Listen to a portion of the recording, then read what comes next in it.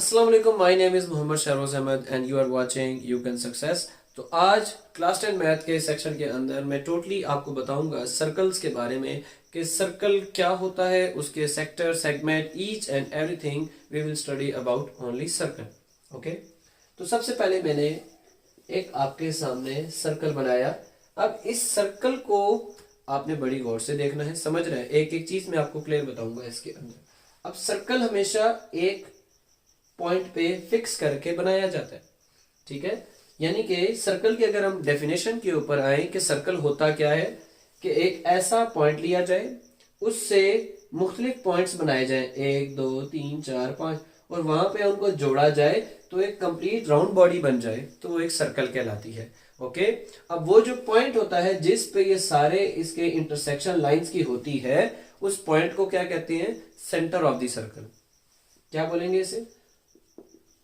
Centre of the circle. तो हमारे पास centre of the circle ये मौजूद है। अब ये जो लाइन मौजूद है हमारे पास, ये जो राउंड लाइन है सर्कल की आउटर बाउंड्री, इस लाइन का क्या नाम है? इसे सर्कमफेरेंस बोलते हैं। सर्कमफेरेंस, इसको रिप्रेजेंट करते हैं कैपिटल सी के साथ। Centre of the circle, circumference. Centre का दूसरा नाम ओरिजिन भी होता है। अब एक चीज का ख्याल रखिएगा, यहां पे सर्कल का कोई भी अगर आपके पास सेंटर है, वहां पे आप सर्कमफेरेंस के किसी भी पॉइंट तक एक डिस्टेंस बनाएं, ठीक है। यहां से सर्कल से किसी भी पॉइंट तक जो डिस्टेंस आप बनाते हैं वो क्या कहलाता है? आपके पास रेडियस। और इस रेडियस को रिप्रेजेंट करते हैं आर से। अब मैं यहां से इधर बना सकता हूं, ये मैं इधर भी बना सकता हूं, ये मैं इधर भी, यानी कि मैं इस पे इनफाइनाइट नंबर ऑफ रेडियस बना सकता हूं, लेकिन सारों का फासला क्या होगा? आपस में बराबर होगा, ठीक है। ये भी रेडियस, ये भी रेडियस, ये भी। सेंटर से सर्कमफेरेंस तक बात यह है कि कोई भी अगर आप लाइन बनाते हैं वो क्या कहलाती है? रेडियस कहलाती है। रेडियस को रिप्रेजेंट करते हैं आर से। अब अगर मैं सर्कल बनाऊं और यहां पे एक रेडियस बना लूं, किससे रिप्रेजेंट करेंगे जी? इसे आर से। यहीं से आगे मैं एक और रेडियस बना लूं, बिल्कुल स्ट्रेट 180 के एंगल पर, ठीक है। एंगल क्या होता है वो मैं आपको पिछली वीडियो में समझा चुका हूं, अगर आपने नहीं देखी लिंक डिस्क्रिप्शन में होगा, वहां पे जाके आप देख सकते हैं। अगर एक ऐसी लाइन बनाऊं जो कि 2 रेडियाई पर मुश्तमिल हो और वो सर्कल को बिल्कुल 2 बराबर हिस्सों में कट कर दे, बाइसेक्ट कर दे, इसे क्या बोलते हैं? डायमीटर।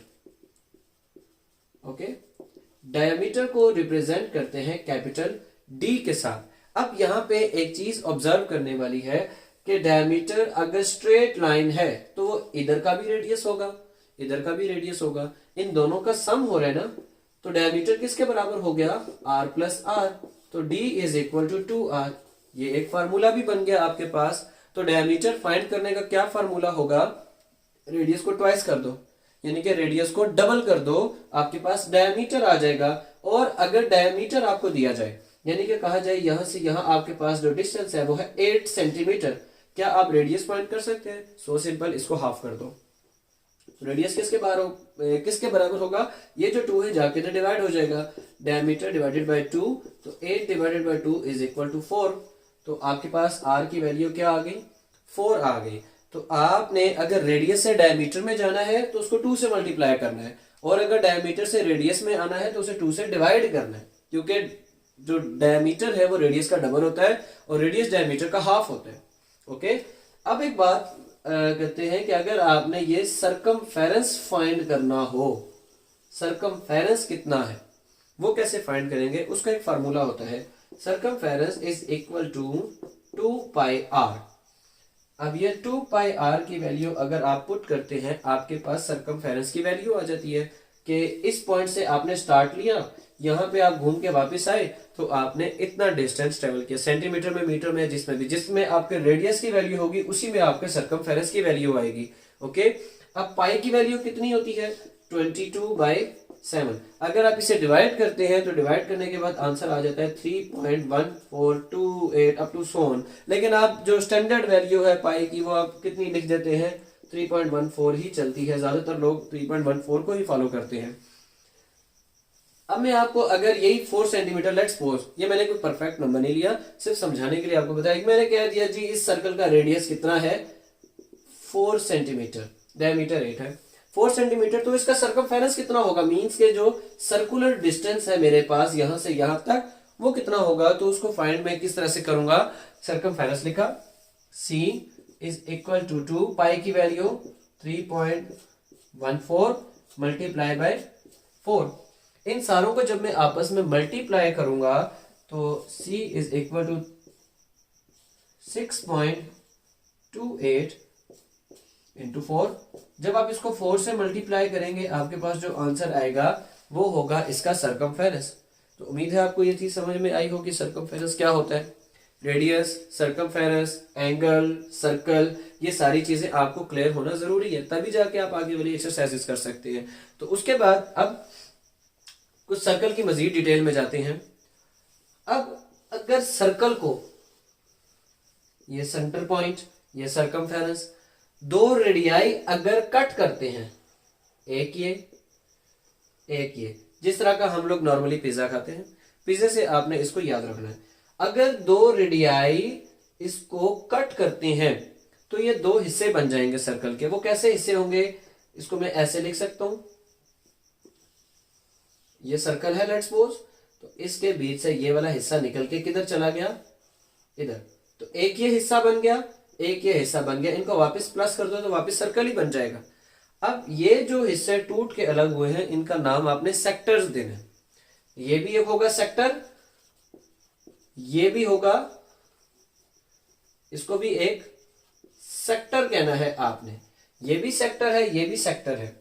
जो दो रेडियाई से और एक आर्क से कट होके पीस अलग हो जाएगा उसको आपने सेक्टर कहना है। लेकिन ये दो अलग अलग तरह के सेक्टर है, इनको कुछ नाम में फर्क तो आएगा। जो आपके पास बड़ा सेक्टर होगा उसको बोलेंगे मेजर सेक्टर, ओके, और जो आपके पास छोटा सेक्टर है उसको बोलेंगे माइनर सेक्टर, ठीक है। तो मेजर और माइनर मिलकर कंप्लीट सर्कल बना देते हैं। तो सेक्टर क्या होता है आपको ये भी समझ में आ गई होगी। सेक्टर दो रेडियाई से और एक आर्क लेंथ से जो अलग हो जाता है पीस, उसे सेक्टर कहते हैं। और थोड़ा सा मैं आपको मजीद इसकी डिटेल में लेके चलूं, अगर आपके पास एक सर्कल है उसको एक कॉर्ड ने अलग कर दिया। कॉर्ड क्या लाइन होती है, कॉर्ड ऐसी लाइन होती है जो कि सेंटर से नहीं पास करती। ये आपके पास सेंटर है, जो भी लाइन सर्कल के सेंटर से पास नहीं करेगी और इस तरह से सर्कमफेरेंस को दो जगह पे टच करेगी, यानी कि इधर भी, उस लाइन को आप क्या पढ़ते हैं, कॉर्ड कहते हैं। Is that clear. अगर लाइन सर्कल के सेंटर से पास करेगी उसे डायमीटर कहते हैं और उसे रिप्रेजेंट करते हैं डी से, इसे आप कॉर्ड बोलेंगे, ओके। कॉर्ड के नतीजे में दो आपके पास सेगमेंट्स बनते हैं, ठीक है। एक जो होगा वो होगा मेजर सेगमेंट, ठीक है, एक होगा आपके पास मेजर सेगमेंट। जो छोटा सेगमेंट होगा उसको एज इट इज, जैसे आपने सेक्टर का नाम दिया, माइनर सेगमेंट का नाम आप देंगे, उसे बोलेंगे माइनर सेगमेंट। तो वो है आपके पास मेजर सेगमेंट, ये है आपके पास माइनर सेगमेंट। माइनर सेगमेंट्स किसके नतीजे में बनते हैं, कॉर्ड के नतीजे में। अगर सर्कल को कॉर्ड कट कर रही है तो आपके पास दो सेगमेंट्स बनेंगे, और अगर सर्कल को दो रेडियाई कट कर रहे हैं तो आपके पास सेक्टर्स बनेंगे। अब हमने थोड़ी सी सेक्टर्स की स्टडी करनी है, क्योंकि इस चैप्टर नंबर 7 के अंदर तो ज्यादातर आप सेक्टर्स की स्टडी करते हैं। अब ये सेक्टर में थोड़ा सा मैं आपको बताऊं ये क्या होता है सारा। मैं एक छोटा सा सेक्टर ले लिया, माइनर सेक्टर। अब माइनर सेक्टर के अंदर ये क्या चीजें होती हैं, ये जो दो लाइंस है, ये एज यूजुअल हमें पता है, हमने रेडियाई के दो पीसेस लिए हैं, ये भी आर होगा, ये भी आर होगा, दोनों का डिस्टेंस सेम है, दोनों क्योंकि आर है आपके पास। और ये जो एक लेंथ है, क्योंकि ये एंगुलर लेंथ है, इसे आप आर्क लेंथ बोलते हैं, इसे आपने आर्क लेंथ का नाम दे दिया। इसे रिप्रेजेंट करते हैं एल के साथ, इसको रिप्रेजेंट करेंगे आर के साथ। अब आर के दरमियान ओपनिंग कितनी है, इसको आपने थीटा कहना है। तो यहां पे एक फार्मूला आपके पास बन जाता है वो हम आगे 7.2 की एक्सरसाइजेज में पढ़ेंगे। L is equal to R theta. अगर आपके पास तीनों पैरामीटर्स में से कोई से दो पैरामीटर्स अवेलेबल हो, आप तीसरे वाला आराम से निकाल सकते हैं। अगर आपके पास L की वैल्यू है, R की वैल्यू है, आप थीटा निकाल सकते हैं। अगर आपके पास R की वैल्यू और थीटा की वैल्यू है, आप L निकाल सकते हैं। L means arc length. अगर आपके पास तीनों नहीं है तो आप नहीं निकाल सकते। आपको रेडियस मालूम होना या थीटा मालूम होना ये जरूरी है। अब एक बात करते हैं कि अगर आपके पास ये वैल्यू है, आपने तीनों चीजें निकाल ली, आप इसका एरिया कैसे निकाल सकते हैं कि इस सेक्टर ने एरिया किस कदर कवर किया है। उसके लिए फार्मूला होता है, इसका एरिया निकालने के लिए 1/2 R square theta. 1/2 R square theta का फार्मूला यूज करते हुए आप इस सेक्टर का एरिया भी निकाल सकते हैं। उसके लिए आपके पास आर्क लेंथ का होना जरूरी नहीं है। आपके पास जस्ट थीटा हो, यानी कि दोनों रेडियाई के दरमियान एंगल कितना है, दोनों रेडियाई किस कदर ओपन हुए हुए, और रेडियस की वैल्यू कितनी है। आप आर्क लेंथ को स्किप करके भी एरिया निकाल सकते हैं। और एरिया हमेशा आएगा या तो सेंटीमीटर स्क्वायर में या तो मीटर स्क्वायर में। वो डिपेंड करता है आपकी रेडियस की वैल्यू के ऊपर। और एक चीज इसमें एक शर्त है, जरूरी चीज है, रिस्ट्रिक्शन, कि आपके पास ये जो थीटा है ये रेडियन में होना चाहिए। ये थीटा आपके पास रेडियन में होगा। और इधर भी ये जो फार्मूला मैंने ऊपर लिखा है L is equal to R theta वाला, इसके अंदर भी जो आपके पास थीटा है वो रेडियन में होना चाहिए। इन दोनों फार्मूलाज के अंदर आपके पास जो थीटा है वो रेडियन में होना चाहिए। अब रेडियन में कैसे कन्वर्ट करते हैं वो मैंने अपनी पिछली वीडियो के अंदर आपको बताया कि how to convert radian to degree और डिग्री टू रेडियन। डिग्री को पाई और 180 से मल्टीप्लाई करोगे तो आपके पास आंसर रेडियन में आ जाएगा। तो ये आपके पास थे मेजर कॉन्सेप्ट्स। तो नेक्स्ट वीडियो में मैं आपको सम ट्रिग्नोमेट्री रेशोज के बारे में, साइन कोस टेन थीटा क्या होता है वो मैं आपको बताऊंगा। तो उम्मीद है आपको जो आज हमने सर्कल के बारे में टोटली स्टडी की, आपको ये टॉपिक समझ में आ गए होंगे। आपका किसी भी किस्म का सवाल है आप नीचे कमेंट बॉक्स में जरूर पूछिए। Thank you so much. Allah Hafiz.